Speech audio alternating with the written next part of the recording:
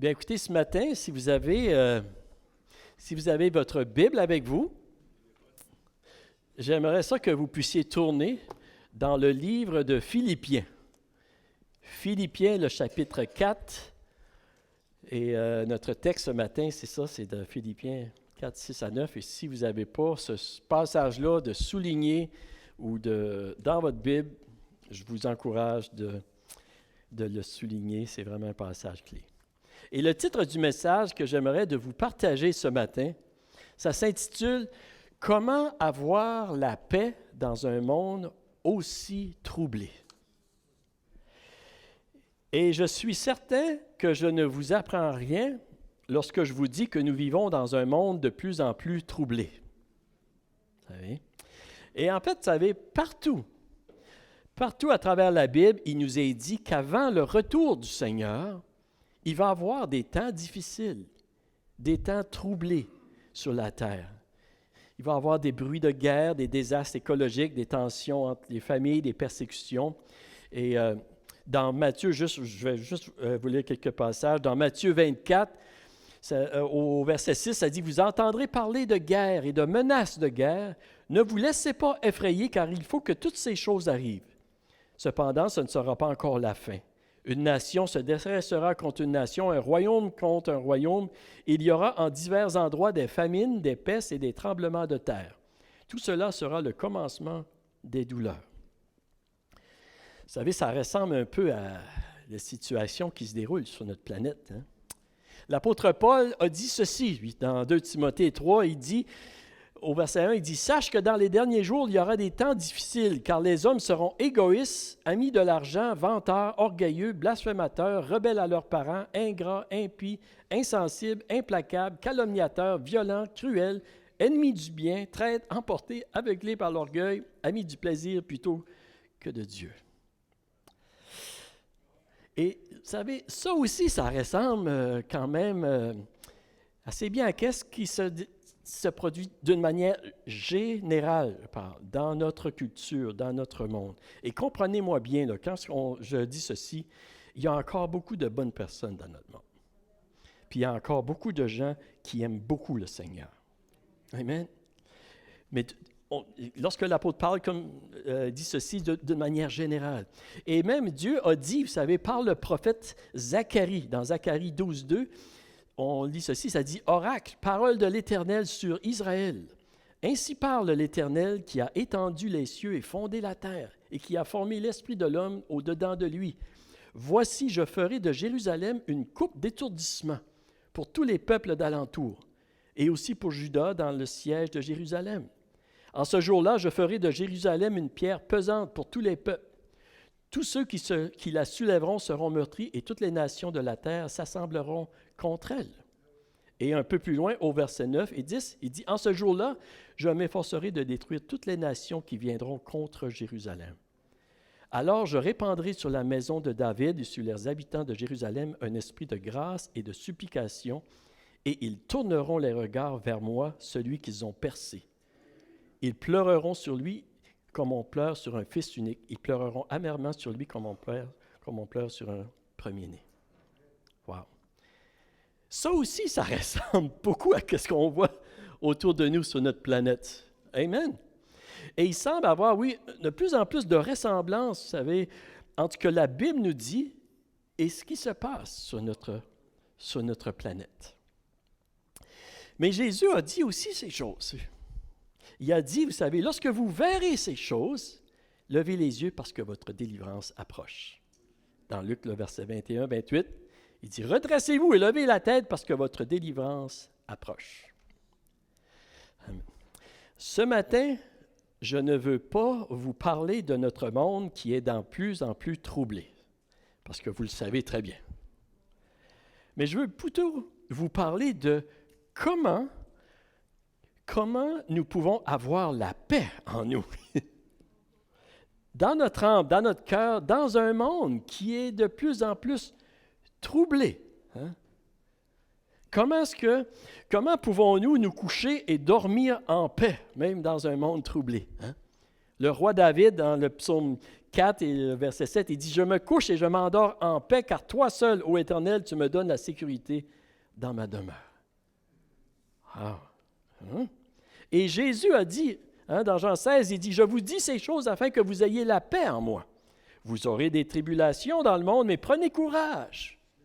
J'ai vaincu le monde. » Et dans Jean 14, 27, il dit « Je vous laisse la paix, je vous donne ma paix, je ne vous la donne pas comme le monde donne, que votre cœur ne se trouble point et ne s'alarme point. »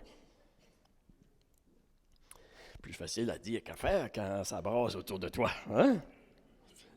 Donc, comment donc avoir la paix dans un monde troublé? Et vous savez, ceci, ça s'applique pas seulement à ce qui se passe sur la planète, mais des fois, dans notre vie personnelle, on vit des moments où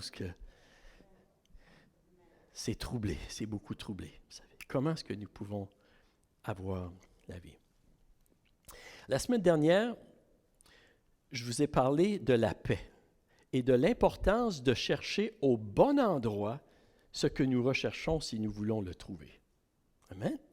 Et juste rapidement, là, juste un bref rappel, nous avons dit que nous trouverons la paix en la recherchant dans le pardon de Dieu en Jésus.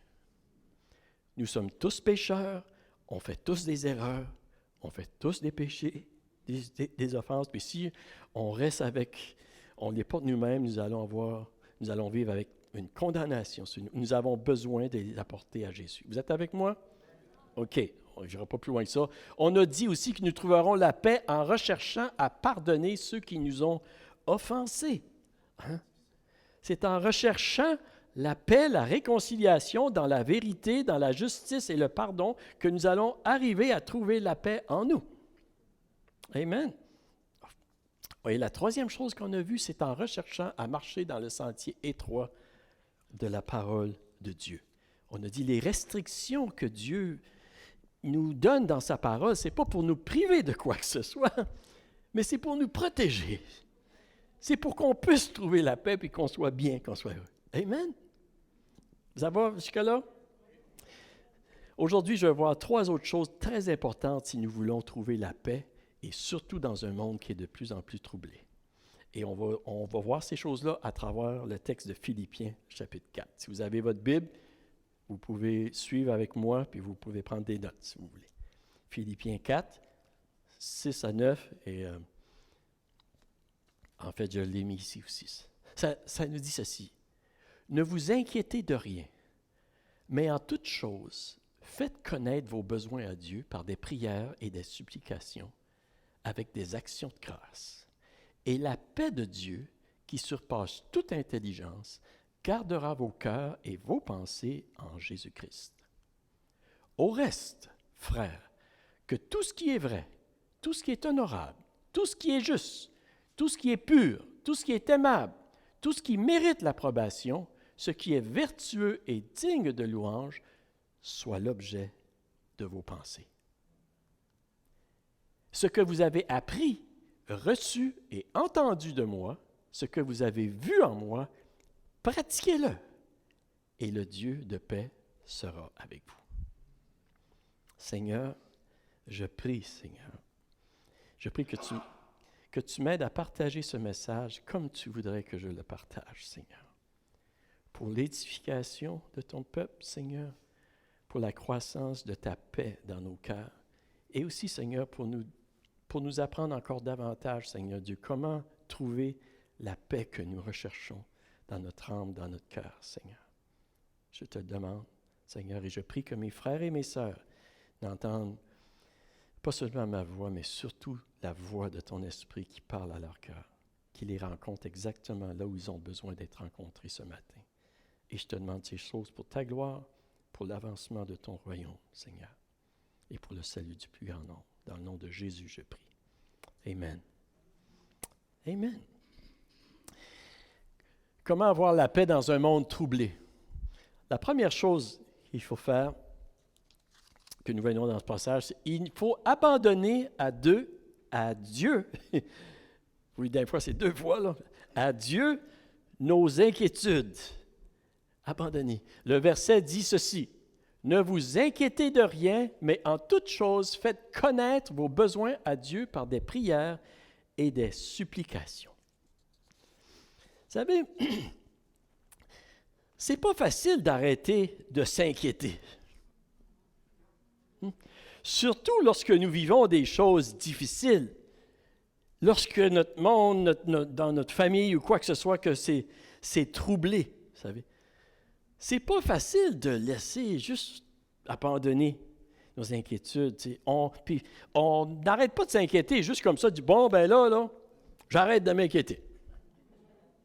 Hein? C'est pas si facile que ça. Hein? Ça prend vraiment un effort. Ça prend un effort mental, vous savez. Et puis, comment est-ce qu'on peut y arriver? Une bonne manière, et je crois que c'est une des meilleures manières, vous savez, pour arrêter de s'inquiéter, c'est qu'il faut remplacer nos inquiétudes par autre chose. Il faut les remplacer par de quoi d'autre. Et l'exemple qui me vient à l'esprit, là, c'est très simple, là, mais en tout cas, vous savez, c'est comme un contenant. J'aurais dû en emporter, mais un contenant vide, là. Comment qu'on peut faire pour enlever l'air dans ce contenant-là? Hein? Le remplir d'eau. Si tu remplis le contenant, l'air va automatiquement sortir, vous savez. En fait, pour arrêter d'être contrôlé par nos inquiétudes, vous savez, il faut faire quelque chose, il faut remplacer nos pensées avec autre chose qui va expulser nos inquiétudes. Et l'apôtre Paul, il dit, en fait, ici, il dit, OK, ne vous inquiétez de rien, ouais, mais il dit, en fait, quoi faire pour bannir ces inquiétudes-là. Il dit, en toute chose, faites connaître à Dieu vos besoins par des prières et des supplications. Vous savez. Et je suis persuadé ce matin que vous avez déjà probablement entendu ce verset, même peut-être des centaines de fois, puis que vous avez entendu parler de la prière des centaines de fois. C'est-tu pas vrai? OK. Vous savez, c'est une chose de savoir que c'est important de prier, de vraiment faire connaître nos besoins à Dieu. Et c'est une autre chose de prendre le temps pour vraiment lui faire connaître nos besoins. Êtes-vous avec moi? Vous savez, c'est une chose de savoir que quelque chose est bon pour nous, de faire de l'exercice physique, de manger de la nourriture saine, de se reposer. Puis c'est une autre chose de le mettre en pratique. C'est très, très simple, qu'est-ce que je vous dis, là. Hein? Mais ça fait bien du bon sens. Puis ça fait toute une différence. En fait, au verset 9, hein, on l'a lu tout à l'heure, mais l'apôtre Paul, il dit ceci, « Ce que vous avez appris, reçu et entendu de moi, et ce que vous avez vu en moi, pratiquez-le, et le Dieu de paix sera avec vous. » Pratiquez-le, et le Dieu de paix sera avec vous. Vous savez, il y a beaucoup de chrétiens, beaucoup de personnes, on pourrait dire, qui savent beaucoup de choses concernant la vie chrétienne. Et j'ai l'impression, je pense que, peut-être vous êtes d'accord avec moi, peut-être que non, c'est correct, mais je pense qu'il y en a plusieurs, parfois, plusieurs de nous, on peut penser que parce que nous savons certaines choses, nous devrions avoir la paix. Écoute, ça fait 20 ans, 30 ans, 40 ans que j'entends ça, puis que je sais ça, tu ne m'apprends rien ce matin, là. Mais il manque un élément important. Pour avoir la paix, il faut mettre en pratique ce que nous savons. Vous savez? Et ce que Dieu nous dit à travers de Paul ici, il nous dit de remplacer vos inquiétudes par la prière et la supplication. En fait, l'apôtre Pierre le dit comme ceci, lui, dans 1 Pierre 5,7, il dit « Déchargez-vous sur lui de tous vos soucis, car lui-même prend soin de vous. » Dans un autre mot, abandonnez-lui vos inquiétudes. Qu'est-ce que ça veut dire vraiment de faire connaître tous nos besoins à Dieu par la prière et la supplication et lui abandonner nos inquiétudes. Y a-t-il des gens que ça vous arrive d'avoir des inquiétudes ici? OK, je ne suis pas tout seul là. Parfois, vous savez, nous pouvons avoir une mauvaise conception de la prière. Nous pensons que la prière, c'est seulement dire à Dieu nos besoins, mais nous devons quand même garder nos inquiétudes. Tu sais, j'y ai dit, là, mais je continue là, de m'inquiéter. Là, tu sais, je garde mes soucis. Hein? Et vous savez, lorsqu'on a cette conception-là, puis des fois, c'est subtil. Hein? On prie, mais on n'a pas la paix parce que nous n'avons pas donné nos inquiétudes au Seigneur. On garde nos inquiétudes. Et des fois, on se demande pourquoi on n'a pas la paix. On n'a pas la paix parce qu'on ne lui a pas donné nos inquiétudes. On lui a dit peut-être notre besoin, mais nos inquiétudes, par exemple, là, on les garde. Êtes-vous? Hein? Et vous savez, je ne parle pas ici là, d'une foi ou d'une prière qui dit, là, parce que j'ai demandé quelque chose, je dois nécessairement recevoir ce que j'ai demandé. Tu sais, j'ai demandé, Dieu, il doit se, tu sais, que Dieu doit se soumettre à mes demandes. C'est pas ça que je parle ici. Non. C'est plutôt parce que j'ai fait connaître à Dieu mes besoins et que Dieu m'aime et qu'il connaît mieux que moi qu'est-ce que j'ai réellement besoin, je sais que Dieu va s'occuper de moi et de ma circonstance. Et même si je n'ai pas reçu qu'est-ce que j'ai, je sais que Dieu va s'occuper de moi et ça, c'est de lui de lui abandonner mes inquiétudes. Je sais que Dieu va rencontrer, il va agir pour mes besoins à sa manière.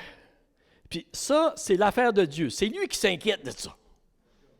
C'est sa job, oui, c'est ça. Comprenez-vous? C'est la manière d'avoir la paix. Je sais que Dieu se soucie de moi. Il m'a prouvé son amour en donnant Jésus à la croix. Il va certainement rencontrer mon besoin. Et parce qu'il m'entend, je sais là, je répète un petit peu, mais c'est correct. C'est correct là.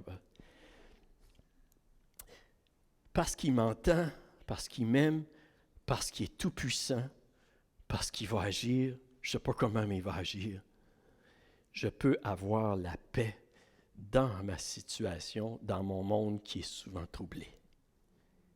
Et ça, c'est important à savoir, surtout lorsque il fait tempête dans notre vie, puis qu'on vit dans un monde troublé. Et notre paix, vous savez, ne doit pas être basée sur nos circonstances, mais sur l'amour de Dieu pour nous et sa souveraineté sur le monde entier. C'est là qu'on découvre qu'on peut avoir la paix. Vous savez, en fait, je vais même aller plus loin que ça. Notre paix, vous savez, ne doit pas être basée premièrement sur les réponses de Dieu à toutes nos prières, à toutes nos demandes, mais sur l'amour et la souveraineté de Dieu qui va me rencontrer dans mes besoins parce qu'il connaît mieux que moi mes vrais besoins. Et ça, c'est de lui déposer mes inquiétudes à ses pieds. Et c'est là que je peux avoir la paix. Vous savez, il y a des gens qui disent parfois, « Mais pourquoi prier si Dieu il connaît déjà tous mes besoins? Pourquoi que j'ai besoin d'y dire? » Avez-vous déjà eu cette question-là? Je sais qu'il y en a d'entre vous qui l'ont déjà eu parce que vous me l'avez déjà demandé. Est-ce que ça change vraiment quelque chose si je prie ou si je ne prie pas? Vous savez? Et vous savez, il y a plusieurs raisons pourquoi Dieu nous demande de prier. Je n'élaborerai pas toutes les raisons ce matin, là, parce qu'on va être ici pour longtemps. Là. Mais une des raisons, c'est pour nous. C'est pour notre paix. c'est pour nous aider à abandonner nos inquiétudes et de les déposer à ses pieds. C'est une manière, nous, de nous décharger sur lui de tous nos soucis et de recevoir sa paix. Dieu est en paix, lui, dans un monde troublé. Amen. Mais nous, quand ça brasse, ce n'est pas évident. C'est une des raisons pourquoi est-ce que Dieu nous dit de lui faire connaître nos besoins. C'est particulièrement pour que nous ayons la paix en nous. Vous savez, je peux vous dire, personnellement, dans ma vie, puis je sais que c'est le témoignage de plusieurs personnes, quand j'arrête de prier, quand j'arrête de prendre le temps pour déposer au Seigneur tous les besoins, toutes les situations, toutes les responsabilités en fait que j'ai, quand j'arrête de prier, savez-vous qu'est-ce qui arrive? Les inquiétudes, la peur, l'anxiété, take over. En bon acadien, on va dire, hein, it take over. Ça commence à prendre le dessus dans ma vie. C'est automatique parce qu'il y a quelque chose qui sort puis il y a quelque chose qui rentre. Si nous voulons avoir la paix, il faut apprendre à faire connaître nos besoins au Seigneur et de lui abandonner nos inquiétudes avec nos besoins. Êtes-vous, ça va bien?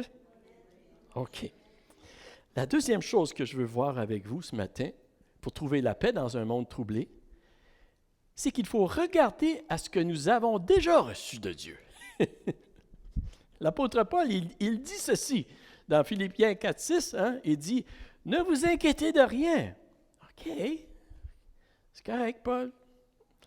Mais en toute chose, faites connaître vos besoins à Dieu par des prières, puis des supplications. Puis le mot ici, supplication, ça parle d'une intensité aussi. Des fois, là, parce que nos inquiétudes sont... On a tellement de difficultés à les abandonner, là, que des fois, ça prend plus que...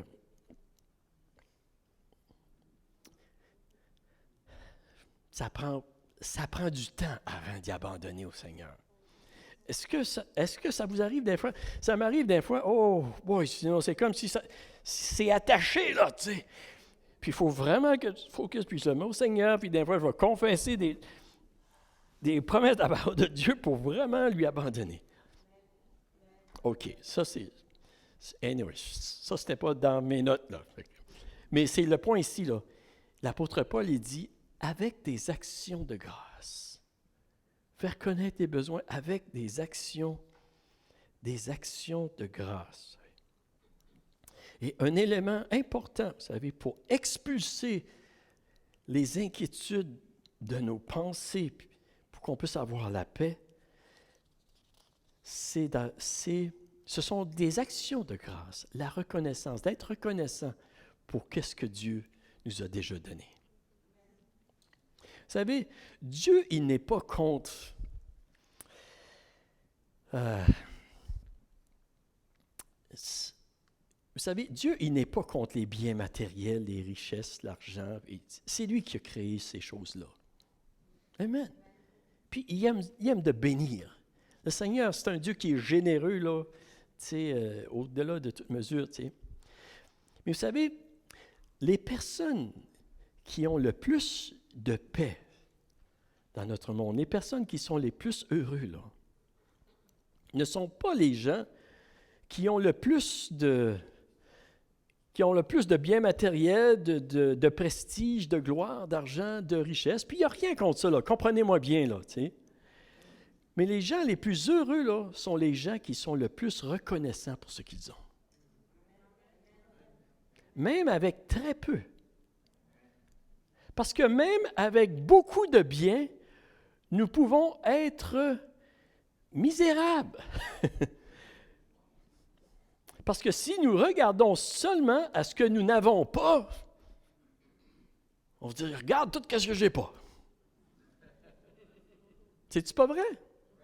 C'est vrai, vous savez. Et si, vous savez, si nous regardons si nous trouvons seulement notre sécurité dans les biens que nous avons, nous allons nous inquiéter de perdre ce que nous avons. Mais si notre sécurité est dans celui qui pourvoit pour nous, dans Dieu qui a créé l'univers, on peut être assuré qu'il va prendre soin de nous autres. Parce que notre sécurité n'est pas dans les choses, mais notre sécurité est dans le Dieu. Et ça nous rassure, ça nous donne la paix. Et c'est la raison, vous savez, pourquoi aussi, pour avoir la paix, nous devons non seulement regarder à nos besoins, comme l'apôtre Paul dit, de faire connaître, regarder à nos besoins, les faire connaître à Dieu, mais aussi, vous savez, de regarder à ce que nous avons déjà reçu de Dieu. Et les deux aspects sont très importants. Tu sais, sont très importants. Il faut faire connaître à Dieu. Et aussi, il faut être reconnaissant pour avoir la paix. Et partout dans la Bible, on voit que Dieu nous rappelle à être reconnaissant. Dans Colossiens, je vais juste vous lire quelques versets ici. Là. Dans Colossiens 2, le verset 6 et 7, l'apôtre Paul dit « Ainsi donc, comme vous avez reçu le Seigneur Jésus-Christ, marchez en lui, étant enracinés et fondés en lui, et affermis par la foi d'après les instructions qui vous ont été données, et abondez en actions de grâce. » Abondez en actions de grâce. Dans Colossiens 3,15, il dit « Que la paix de Christ à laquelle vous avez été appelés pour former un seul corps règne dans votre cœur et soyez reconnaissants. » Et il dit au verset 16, il dit au verset 17, il dit « Et quoi que vous fassiez en parole ou en acte, faites tout au nom du Seigneur Jésus en exprimant par lui votre reconnaissance à Dieu le Père. » Dans Colossiens 4,2, il dit « Persévérez dans la prière. Veillez-y avec action de grâce, une attitude de reconnaissance. » Éphésiens 5, verset 4, il dit « Qu'on n'entende ni paroles déshonnêtes, ni propos insensés, ni plaisanteries, choses qui sont contraires à la bienséance, qu'on entende plutôt des actions de grâce. » Ça revient partout, vous savez. Et la gratitude, la reconnaissance, des actions de grâce, lorsqu'on regarde tout ce que nous avons, vous savez, ceci, c'est un élément absolument essentiel pour avoir la paix. C'est un élément essentiel parce qu'ils vont être une force pour expulser de nos pensées, nos murmures, notre apitoiement de soi, nos complaintes, nos critiques, la noirceur dans nos cœurs, dans nos vies. Ça va bannir ceci. Puis ça va nous donner la paix. Êtes-vous avec moi ce matin? Il faut remplacer. Comment remplacer les murmures? Puis comment là, je ne sais pas si ça vous arrive, mais des fois, on a une tendance à être un petit peu chialeux, là. Peut-être juste moi, de temps en temps, là. Comment est-ce qu'on peut arrêter de chialer? C'est juste, OK, là, j'arrête de chialer. En regardant à tout ce que nous avons reçu dans le Seigneur, puis dans la vie, j'ai rien à murmurer. Ça remplace. C'est comme l'air qui sort du bocal puis qui est rempli d'eau. Et ça amène la paix. Et vous savez, ça s'applique dans toutes les situations de notre vie. Dans toutes les situations de notre vie. Notre attitude, elle est primordiale pour que nous ayons la paix. Une attitude de reconnaissance est primordiale. Êtes-vous avec moi? OK. Et ceci, OK.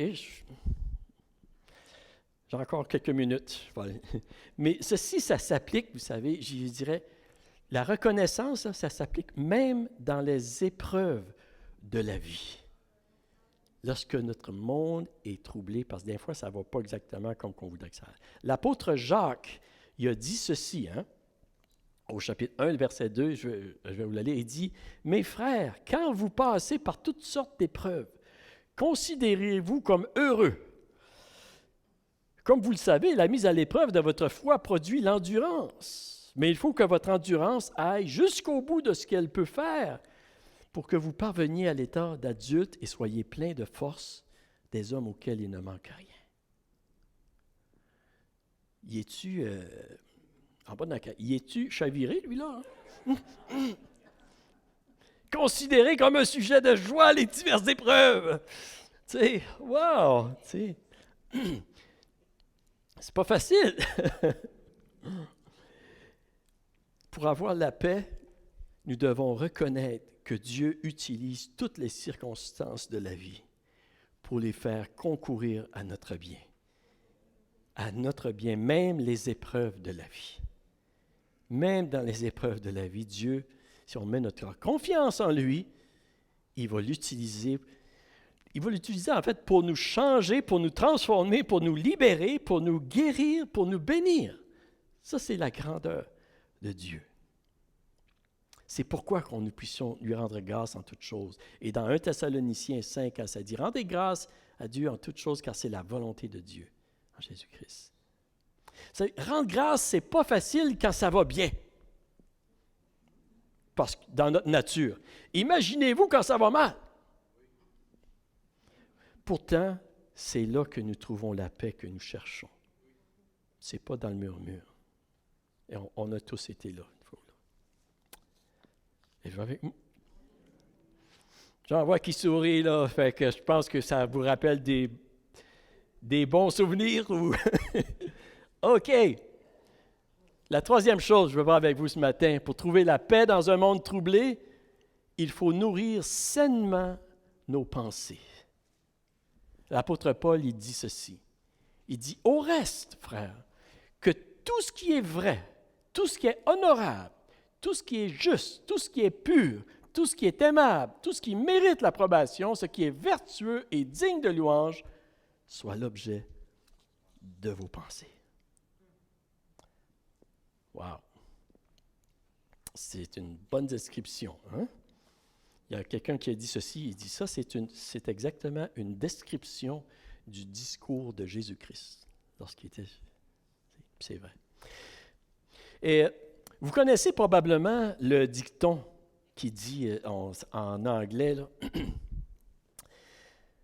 on dit garbage in, garbage out. Hein? Et des poubelles qui rentrent, c'est des poubelles qui sortent. Hein? Vous savez, ce qui entre dans nos pensées, dans notre cœur, c'est ce qui va éventuellement sortir de notre bouche, de nos actions. La Bible dit bien, c'est de l'abondance du cœur que la bouche parle. Dans Luc 6, 45, vous pouvez le lire, dans Matthieu 15, 19, c'est de l'abondance du cœur que viennent les mauvaises actions. Et vous savez, ce qui sort de notre bouche est très important pour nous apporter la paix. Avez-vous déjà dit des paroles qui vous ont causé beaucoup d'angoisse? OK. Hein? Vous savez, le Proverbe 13 et le verset 3 dit ceci, ça dit « Celui qui veille sur sa bouche se garde lui-même, mais celui qui ouvre de grandes lèvres court à sa perte. » On peut tous dire « Oui, c'est vrai. » Comment pouvons-nous garder, veiller sur notre bouche, sur nos actions? Une des manières de le faire, c'est en surveillant ce qui entre dans notre cœur, dans nos pensées. Et l'avertissement de Paul ici aux Philippiens, vous savez, qui leur dit de toutes ces choses-là, que ce soit l'objet de vos pensées, vous savez, c'est un avertissement aussi pour nous aujourd'hui, pour avoir la paix. Nous devons surveiller ce qui entre dans nos pensées, ce que nous écoutons avec nos oreilles, ce qui vient devant nos yeux, si nous voulons avoir la paix. Aujourd'hui, vous savez, il y a beaucoup d'informations qui circulent à 100 000 à l'heure, hein, sur tous les moyens de communication. Hein. Et pensez-vous, si Paul a dit aux premiers chrétiens qui avaient très peu de moyens de communication, de faire attention, puis de faire sûr que qu'est-ce qui était l'objet de leur pensée, ce soit des choses qui sont pures, honorables, justes, aimables. Pensez-vous que l'apôtre Paul, s'il serait ici aujourd'hui, il nous dirait là, la même chose? big time. Oui, certainement, il dirait, c'est très important pour nous. Et comprenez-moi bien ici. Je veux que vous me compreniez moi bien. Que vous me comprenez. En tout cas, vous me comprenez. C'est que je crois qu'il est important de bien s'informer dans le monde troublé que nous vivons aujourd'hui. On ne peut pas faire l'autruche. Je pense que c'est pas... Non, c'est pas ça. Et j'aimerais de vous encourager. J'aimerais de vous encourager de bien vous informer. C'est ça que je veux dire.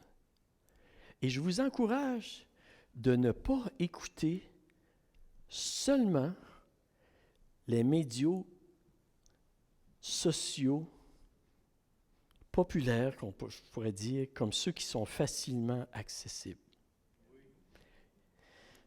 Je sais, là, je vois un petit peu, mais je vous encourage de ne pas écouter seulement les médias sociaux populaires comme ceux qui sont facilement accessibles, comme CBC, Radio-Canada ou TVA, qui sont très faciles. Je vous encourage à écouter aussi ceux qui donnent une perspective des événements qui se déroulent dans notre monde avec une pensée biblique aussi. Je vous encourage de le faire. Parce que vous savez, la Bible nous dit qu'un partage son histoire, puis il paraît être juste, mais là, il y a un autre qui vient, puis « Ah! » Hein? Et c'est le proverbe 18, 17, si vous prenez des notes. Ça dit « Celui qui plaide sa cause en premier paraît toujours avoir raison. Vient la partie adverse et l'on examine ce qu'il a dit. » Et je crois que c'est très biblique, qu'est-ce que je vous dis. La Bible nous dit d'examiner toutes choses et de retenir ce qui est bon. Et que c'est important pour les enfants de Dieu, oui, d'être bien informés et d'être informés sur les deux côtés. N'écoutez pas seulement un côté de l'histoire. Et en fait, ce principe-là, ça s'implique dans toutes les situations de notre vie aussi. C'est la sagesse de le faire. Mais par-dessus tout, nourrissez vos pensées, vos idées, votre sagesse avec toute la parole de Dieu. Je vous encourage, frères. Étudiez la parole de Dieu. Étudiez-la avec des gens que vous respectez aussi, qui vont vous aider à découvrir vraiment qu'est-ce que Dieu dit. Pour avoir la paix, nous devons nous nourrir de la parole de Dieu plus que de toute autre information. Êtes-vous avec moi ce matin? Il faut qu'il y en ait plus. Parce que quand ça rentre, les autres choses sortent. Puis si on laisse entrer toutes les mauvaises choses, on devient anxieux. OK. Et une des choses, vous savez, que la parole de Dieu, avec le Saint-Esprit, fait lorsqu'on étudie la parole de Dieu, c'est qu'il garde nos cœurs en Jésus-Christ. Il nous pointe sur Jésus-Christ. Il nous fait voir Jésus-Christ, là, comme que José partageait tout à l'heure. Là. Il est en charge. Tu peux te coucher, tu peux dormir en paix. Il est en charge. Amen. OK. So, en terminant ce matin, pour trouver la paix dans un monde troublé, puis je veux juste revenir ici un petit peu. C'est qu'il faut mettre en pratique ce que nous avons appris. Vous avec moi ce matin? Je ne vous apprends pas grand-chose ce matin. Et c'est un élément très important. C'est facile de l'oublier. C'est facile de l'oublier. Et c'est facile, vous savez, lorsque dans un monde troublé, c'est facile de perdre notre paix. C'est pour ça qu'il ne faut pas l'oublier. Et comme l'apôtre Paul dit, « Et le Dieu de paix sera avec vous, si vous le pratiquez. » Et le prophète Ésaïe, il avait dit ceci aussi, hein, « À celui qui est ferme dans ses sentiments, tu assures la paix, parce qu'il se confie en toi. Confiez-vous en l'Éternel à perpétuité, car l'Éternel est le rocher des siècles. » À celui qui est ferme. Et c'est important, frères et sœurs, que nous mettions en pratique ce que nous savons que nous devons mettre en pratique pour avoir la paix dans notre vie. Êtes-vous avec moi? Quelqu'un a dit, la sécurité ne réside pas dans l'absence de danger, mais dans la présence de Dieu. Et la paix que Jésus donne n'est pas l'absence de problème, mais plutôt la confiance qu'il est toujours là avec nous. Et ça, nous le retrouvons dans sa présence. Nous le retrouvons dans la prière. On lui fait connaître nos besoins en étant reconnaissant et aussi en nourrissant nos pensées. Combien de personnes voulaient avoir la paix dans votre cœur? Amen. On peut se lever debout ensemble.